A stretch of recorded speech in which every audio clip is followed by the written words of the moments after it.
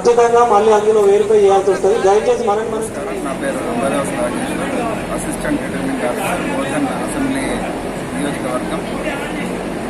మా నియోజకవర్గ పరిధిలో 246 పోలింగ్ కేంద్రాలు ఉన్నాయి. వాటిని 24 సెక్టార్లుగా విభజించడం జరిగింది. 24 సెక్టార్లకు గాను 24 మంది సెక్టర్ ఆఫీసర్లని, బూత్ ఆఫీసర్లని అపాయింట్మెంట్ చేయడం జరిగింది. ప్రతి పోలింగ్ స్టేషన్కి మనకు 4 సిబ్బంది అవసరం. 2 పీఓ, ఏపీఓ, 2 ఓపీఓలు అవసరం. ఆ లెక్కన మనకి 492 మంది పీఓ, ఏపీఓలు, తర్వాత 492 మంది అదర్ పోలింగ్ ఆఫీసర్లు. రిజర్వ్తో కలిపి దాదాపు 1200 మంది ఎలక్షన్ సిబ్బందిని మనకు అలాట్ చేయడం జరిగింది.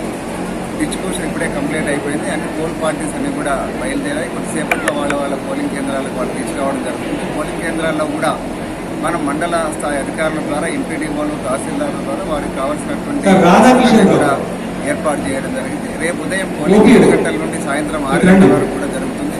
కాబట్టి ఓటర్లందరూ కూడా స్వచ్ఛందంగా, నిర్భయంగా తమ ఓటు హక్కును వినియోగించుకోవాల్సిందిగా కోరుతున్నాను.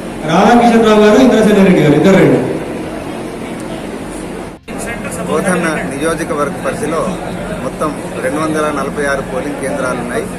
ఓటర్స్ అనేది 2,23,096 మంది ఓటర్స్ ఉన్నారు. అందులో మహిళలు 1,16,719 మంది, పురుషులు 1,06,372 మంది, ఇతరులు 5 మంది ఓటర్లు ఉన్నారు.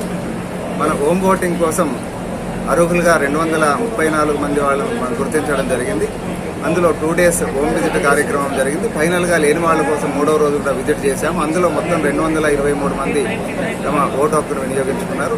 బోధన్ తహసీల్దార్ కార్యాలయంలో పోస్టల్ బ్యాలెట్ కొరకు ఓటర్ ఫెసిలిటేషన్ సెంటర్స్ కూడా మేము నిర్వహించడం జరిగింది.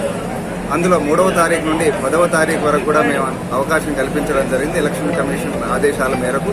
అందులో మొత్తం 969 మంది ఎంప్లాయీస్కి గాను 889 మంది తమ ఓటు హక్కును పోస్టల్ బ్యాలెట్ ద్వారా వినియోగించుకోవడం జరిగింది.